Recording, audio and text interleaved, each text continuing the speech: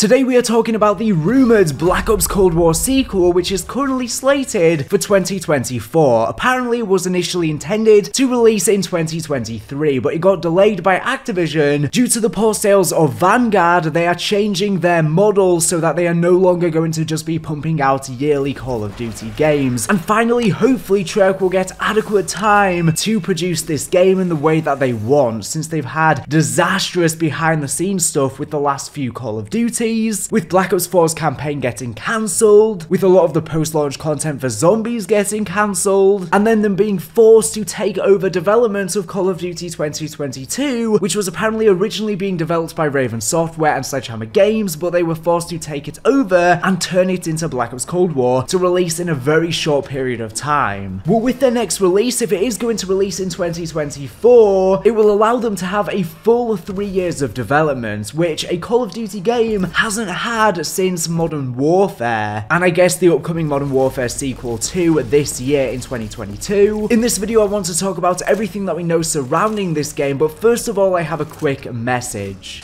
This video has been kindly sponsored by Wacky Bash, which is a browser-based multiplayer PvP knockout game. It is chaotic madness with wacky characters using their weapons and ultimate attacks to bash opponents out of the arena. The player with the most knockouts will score the most points and win the championship. Each of the matches in this fun multiplayer mayhem lasts a few minutes, so be fast and bash as many opponents out of the arena as you can. Choose a character that suits your playstyle. Each character has a unique special weapon and an ultimate attack. If you are fast, you can also collect gifts with awesome power-ups to gain an advantage over your foes, but beware, if you are not fast enough, someone else will grab them and you'll be in trouble. You can play solo or call your friends to the chaos via a unique invitation link from the game's main menu. There's no download needed, simply click the link in the description to begin playing immediately, join the early access and be among one of the first ones on the planet to play Wacky Bash. So as I'm sure you've probably heard, it is rumoured that this game is going to be taking place around the era of Black Ops 2, so kind of modern / near future, since Black Ops 2 was set in 2025, which we are very fast approaching in real life. I don't think the technology has quite caught up though to what they anticipated in Black Ops 2. Nevertheless though, since we have the Modern Warfare sequel this year, which is presumably going to be set in real life time 2022, it's going to be very close to the next Black Ops game, so I'm sure there's bound to be some sort of crossover between the two games, especially because Modern Warfare 2 is rumored to be based around Colombian drug cartels, so maybe there's some crossover with the Menendez cartels or something like that. And currently in Warzone on Rebirth Reinforced, we know that Perseus are active in 2022. We don't know exactly who are the members in the organization responsible for all of the ongoings with Nova 6 gas on the island, but I'm sure we'll find out more information and more clues once we manage to open up the Rebirth bunkers, once we've completed the Blood Money Community Challenge. Nevertheless though, since we know that Perseus are active in 2022, I'm assuming that's probably going to be the main basis for the storyline for this game. What happened with Perseus in between the Cold War, after the old guy died of cancer and Stitch seemingly died at the hands of Adler, and also what were Woods and Adler up to when a story was being told to them in the World War II Warzone bunkers by Butcher that is seemingly leading somewhere to a future storyline, somehow connecting the Black Ops storyline to Vanguard, bringing it up to modern day / near future. Now since this game is going to be set around the era of Black Ops 2, apparently, obviously this is just a leak and we don't know this for definite, but if this is true, a lot of people are dubbing this as a Black Ops 2 remake. But the thing is, this game I just don't really think is going to be a Black Ops 2 remake in the sense that people are describing it as. Sure, in the multiplayer there's probably going to be a bunch of Black Ops 2 maps remade, but then again there were in Black Ops Cold War 2, and it doesn't make that game a Black Ops 2 remake. Even the remakes in that game were pretty much direct remasters from Black Ops 2 with no changes, despite the fact that they had a modern / near future aesthetic, but obviously Black Ops Cold War is in the Cold War. So yeah, I really do wonder what the premise for the storyline in this game is, but that's not really the main focus of what I wanted to talk about today. I wanted to talk about a few different rumors, one coming from Ralph, which he posted posted a little while back stating that Treyarch has since suffered a heavy loss of their original developers and creative staff due to burnout and several separate issues. The team seems to be going through an identity crisis internally. They aren't exactly experiencing development hell, rather role confusion. So like I said earlier, with the past few Call of Duties, they've had development hell. Development's apparently been intense crunch, working overtime and non-stop to overcome all of the issues with the past couple games. Apparently this time that isn't really happening so much, as they are instead having an identity crisis and kind of feeling burnt out and overwhelmed. And I guess this is to be expected, considering that Activision has been treating Treyarch terribly with the past couple Call of Duties. They forced them to rush them out in a quick amount of time. Treyarch took the brunt of Black Ops Cold War, and that game just didn't really get the time it deserved. And even then, Black Ops Cold War I think has turned out to be a really solid Call of Duty, so you can only imagine how much better it could have been if they did get that extra year or two of development. But I think it speaks volumes of Treyarch's talent and passion when Black Ops Cold War still ended up being a really solid product, particularly zombies, despite the fact that it was made in such a short amount of time. Anyways, Ralph posted this before it was found out that Call of Duty 2023 would be getting delayed to 2024. And the reason why that is important is because we have another report that is stating that Treyarch are really excited for this delay, and the fact that they were only just informed of the delay in a meeting after the report and rumors came out about the delay. And this is something that's been happening a lot with the Call of Duty studios. Apparently, gaming insiders and outlets will leak information to the public from Activision before the developers themselves even find out about it. So it seems like a lot of the people working at Treyarch probably first found out that their game would be delayed from these leaks before they were even informed by Activision, and most likely only the higher-ups at the studio knew. And I think that speaks volume at how poorly Activision treat the studios and the developers. They don't even give them a heads up for news. They literally find stuff out from leaks just like we do. But yeah, apparently they are really happy and optimistic about the delay. So hopefully, even though Ralph was previously reporting that they are experiencing burnout issues, hopefully now because of the delay, that's kind of irrelevant and they've rejuvenated a lot of that burnout that they were experiencing. But apparently they've also lost a lot of staff, and I think this is to be expected considering that Activision has been undergoing a bunch of controversy regarding SA allegations and cover-ups, and they got sued, but that ended up getting settled for millions, but by nowhere near the amount it should have been, considering Activision will make the amount they have to pay to settle this lawsuit in literally just one bundle in Call of Duty's store, which is just so sad. But yeah, I'm guessing that's why Treyarch have been losing so many staff. Apparently they're probably just fed up with working there. They're fed up with the crunch. They're fed up with how Activision are treating the developers and the studios. They're constantly trying to union bust and do all sorts of crazy stuff, and they just have enough, and they probably just try to find another studio instead. Also, this is apparently an industry-wide thing that is happening right now. A lot of the studios are apparently finding it difficult to retain developers because there's apparently really high demand right now, and also most of them are just not being paid enough to make it worth this crunch culture. So yeah, I'm not sure what's going to happen with this game, but I wouldn't be too worried about these rumors right now just because the game is a very long time away, so they've got a lot of time to make this game hopefully and rejuvenate developers that they have lost, etc. Although I do worry that even though Treyarch are getting adequate time to make this game, it might kind of go short-lived. And the reason why I'm saying this is because Treyarch are apparently still working on other projects. They are helping out with Vanguard, with zombies, and also the ranked play. They are also helping out with things in Warzone, probably with the Rebirth Island storyline. They're apparently helping out with a free-to-play Call of Duty game releasing in 2023 to help fill that gap. And they are also apparently assisting with Modern Warfare 2, along with pretty much every single other Activision studio. So even though they might be getting adequate time, the resources might still be getting drained thin, considering literally almost every single studio now works on pretty much every single Call of Duty. It's not made by just one studio like it used to be, with maybe just one support studio. No, every single Call of Duty now has assistance from pretty much every single other studio, and it feels very much like there might be too many cooks in the kitchen. So like I said earlier, I don't really want to focus mainly on what the storyline is going to be for this game. I might do that within a separate video. Maybe once the bunkers are open on Rebirth Island, we can delve into that again. But regarding the setting, if it is going to be near future, I think this is perfect, because right now, and we've seen with Vanguard, people are sick of the World War II setting, and I think that the near future setting is the optimum. As long as it's still boots on the ground and there's no advanced movement, because I think the majority of the community still don't like that, I think this is the perfect setting. It's the setting we saw with Battlefield 2042, and people were really excited before that game released, and that was mainly in part due to the setting. Although the game has completely flopped on its head now that it has released, that's because it's completely drained of content and unfinished. It's not because of the setting. So we've seen with Battlefield 2042 that a near future setting that's very blue and vibrant and has a similar aesthetic to Black Ops 2 is what people most want to see from a Call of Duty game right now. People just want to see modern or near future games, which is ironic because back in the day people were burnt out on that and now they desperately want it, and it just shows how times change. So yeah, this setting is absolutely perfect, and it's the first near future game that we've had for Call of Duty, well, I guess since Black Ops 2. Black Ops 2 was really the only Call of Duty that did that. I know Call of Duty Ghost was also near future, but it kind of just felt like a similar vibe to the Modern Warfare trilogy. And then Advanced Warfare and Infinite Warfare were way off in the future. They weren't near future. By the way, this is huge news. Apparently, despite the fact that Treyarch's next Black Ops game is going to be using the Modern Warfare engine that both Modern Warfare and Vanguard have used, they are apparently going to be trying to keep the gameplay unique to Treyarch's style. And I hope this is true. I really think that the different studios need a different style, because Vanguard basically just feels like a World War II version of Modern Warfare, and if every single Call of Duty game feels the same, it removes all of that uniqueness. The Call of Duty fanbase is made up of different types of players. Some prefer Treyarch games, some prefer Infinity Ward games. I don't think anyone prefers Sledgehammer games, let's be real. But anyways, we just don't need all of the games to feel alike. Treyarch need their own unique style, and I'm very happy about this. So I'm hoping that this next Treyarch Call of Duty can remove things like the tactical sprint and can just go for that more fluid style of run and gun action, of guns up at all times that we're used to from Treyarch, because the Modern Warfare engine is absolutely beautiful. The gunplay is so crisp, it feels awesome when shooting the players, but some people aren't a fan of Modern Warfare's movement. I prefer Treyarch style, so this really is the best of both worlds. We can have that beautiful, crisp visuals combined with Treyarch's style of gameplay as well for zombies too. And if you prefer Modern Warfare's gameplay, well, I don't really think it's a big deal, because like I said, it's just one Call of Duty. You can just go and play the other Call of Duties if you prefer that style, and we need to have choice in deciding what games we want to play instead of all the Call of Duties just feeling the same. And Treyarch may also take elements from their engine to be mixed into this new engine. For example, swimming mechanics, which have only been possible in Treyarch Call of Duties. It is also worth noting that Treyarch's next Call of Duty is going to be the first Call of Duty game to be released after the Microsoft acquisition for $70 billion,